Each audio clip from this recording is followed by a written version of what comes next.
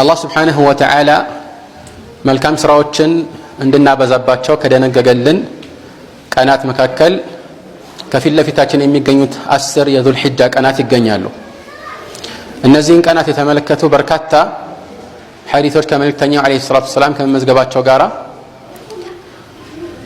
በተለይ ኢብኑ አባስ እንደሚያስተላልፉት መልእክተኛችን አለይሂ ሰላቱ ወሰላም በየትኛውም ጊዜ ከሚሰሩት ስራዎች የበለጠ በእነዚህ 10 ቀናት የሚሰሩት ስራዎች አላህ ዘንድ በጣም ስራ የሚወደድባቸው ቀናቶች መልካም ስራ ብለው በአጠቃላይ ከነዚህ ከ10 ቀናቶች የበለጠ የለም ማለት። መልካም ስራ ሲባል ጾም ይገባል።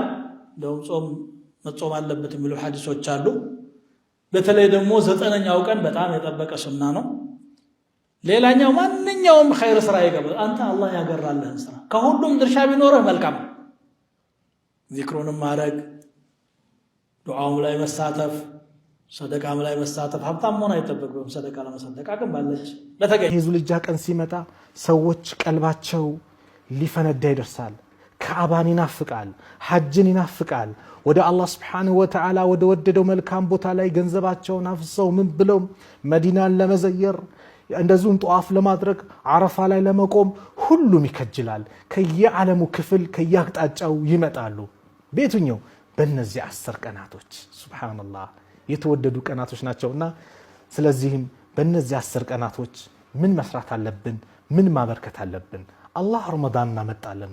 ረመዳንን ጾምን፣ ወንጀላችንን ማረን፣ በኸይር ነገር ላይ እንድንቆይ ያደረገን፣ ምንዳችን ከፍ እንዲል አደረገን። ከዛ በኋላ ሰውነን እንሳሳታለን፣ ጉድለት ውስጥ እኛ ላይ ጉድለት ይገኛል።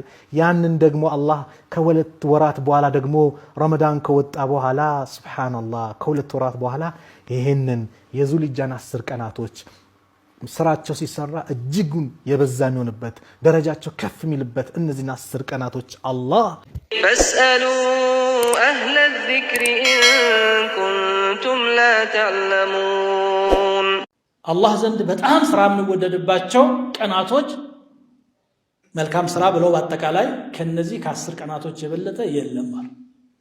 መልካም ስራ ሲባል ጾም ይገባል። እንደውም ጾም መጾም አለበት የሚሉ ሐዲሶች አሉ።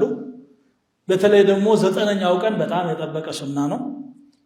ሌላኛው ማንኛውም ኸይር ስራ ይገባል። አንተ አላህ ያገራልህን ስራ ከሁሉም ድርሻ ቢኖርህ መልካም ነው። ዚክሩንም ማድረግ፣ ዱዓውም ላይ መሳተፍ፣ ሰደቃም ላይ መሳተፍ። ሀብታም መሆን አይጠበቅም ሰደቃ ለመሰደቅ አቅም ባለች ለተገኘ ነገር ጣል። ዝምድና መቀጠል፣ ያኮረፉ ዘመዶች ካሉ ታረቃቸው። አመለን ሳሊሕ ሰራህ ማለት ነው። ወላጆችህን ርቀሃቸው ከሆነ ዘይራቸው። የትኛውም ኸይር ስራ ለምን አላህ ክፍት ያደረገው በሩን? ይህን እንኳን አልችል እንግዲህ አቅም የለኝ እንዳትል፣ አይ ይህን ካልቻልክ ይህ አለ፣ አሁንም እድል አለ፣ ቻንስ አለህ እያለ። የዙል ሒጃ ቀን ሲመጣ ሰዎች ቀልባቸው ሊፈነዳ ይደርሳል። ከዓባን ይናፍቃል፣ ሐጅን ይናፍቃል።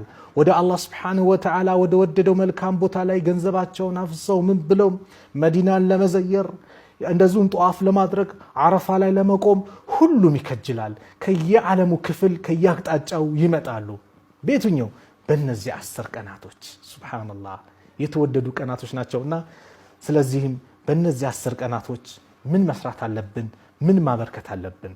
አላህ ረመዳን እናመጣለን።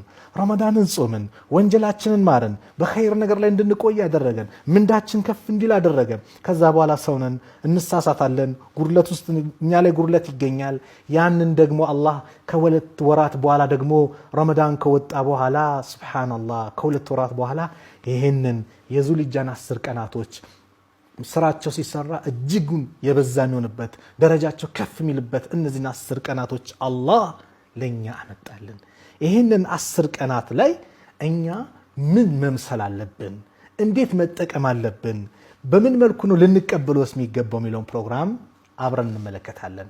ሁልጊዜም እነዚህና መሰል ነገሮችን ይህንን የተወደደ አላህ የማለባቸው ሱብሃንአላህ አላህ የማለባቸው ወልፈጅር ወለያሊል ዐሽር አላህ ወልፈጅር በጎህ እምላለሁ አላህ ሱብሃነሁ ወተዓላ ወለያሊል ዐሽር በ10ቱ ሌሊቶችም ወሸፍዒ ወልወትር በጥንዱም በነጠላው ሱብሃንአላህ።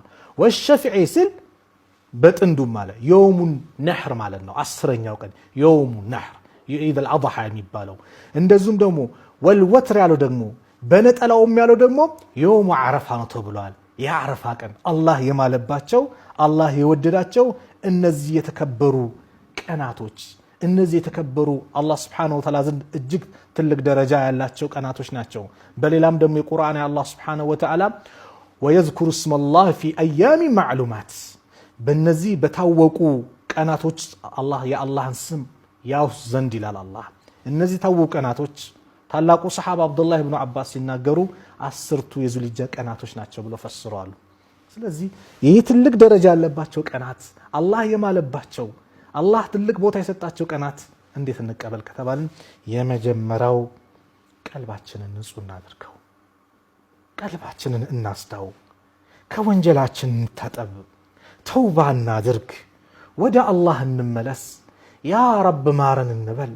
ወንጀላችን አጎበጠን፣ ወንጀላችን መሬትን እንድንደፋ አንገታችንን ቀና እንዳናድርግ ያደረገን ያጎበጠን ወንጀላችን ነው። ስንት አይነት ወንጀል እየሰራ ነው ዛሬ። በዲን ላይ ስንት ወንጀል ይሰራል። እርስ በርስ የሰው ሐቅ ላይ ስንት አይነት ወንጀል ይሰራል። በጅምላ ስንት አይነት ወንጀል ይሰራል። ይህንና ከባድ ወንጀሎችን ንጹህ ሆነን ልንቀበል ከአላህ Subhanahu Wa Ta'ala ዘንድ ይህን የተሰጠን ስጦታ ያማረ እንዲሆንልን ሁላችንም ወደ አላህ እንመለስ። ወቱቡ ኢለላሂ ጀሚዓን። አላህ Subhanahu Wa Ta'ala መልካም ስራዎችን እንድናበዛባቸው ከደነገገልን ቀናት መካከል ከፊት ለፊታችን የሚገኙት 10 የዙልሂጃ ቀናት ይገኛሉ። እነዚህን ቀናት የተመለከቱ በርካታ ሐዲሶች ከመልእክተኛው አለይሂ ሰላቱ ሰላም ከመመዝገባቸው ጋራ በተለይ ኢብኑ አባስ እንደሚያስተላልፉት መልእክተኛችን አለይሂ ሰላቱ ወሰላም በየትኛውም ጊዜ ከሚሰሩት ስራዎች የበለጠ በእነዚህ 10 ቀናት የሚሰሩት ስራዎች ብልጫ አላቸው የሚል ቃል ተናግረዋል። ሰሃቦችን በዚህ ጊዜ ጂሃድም ቢሆን በአላህ መንገድ ላይ ምናልባት አንድ ሰው ነፍሱን ሊያጣበት ወይም ራሱን ሊሰዋበት የሚችለው ትግል ቢሆንም እንኳን ሲሏቸው አዎናል፣ አንድ ነገር ካልሆነ በስተቀር ራሱንና ንብረቱን ይዞ ወጥቶ ከዚያ ሁሉም ነገር እዚያው ተሰውቶ ንብረቱም ጠፍቶ የቀረ ካልሆነ በቀር ሌላ ጊዜ ከነዚህ ከ10ሩ ቀናት ውጭ በዚህ መልኩ ለአላህ ራሱንና ገንዘቡን የሰዋ ካልሆነ በቀር በዚህ ቀናት በእነዚህ ቀናት ውስጥ ከሚሰሩት የአምልኮ ተግባራት የበለጡ ተግባራት ሊኖሩ አይችሉም ይላሉ።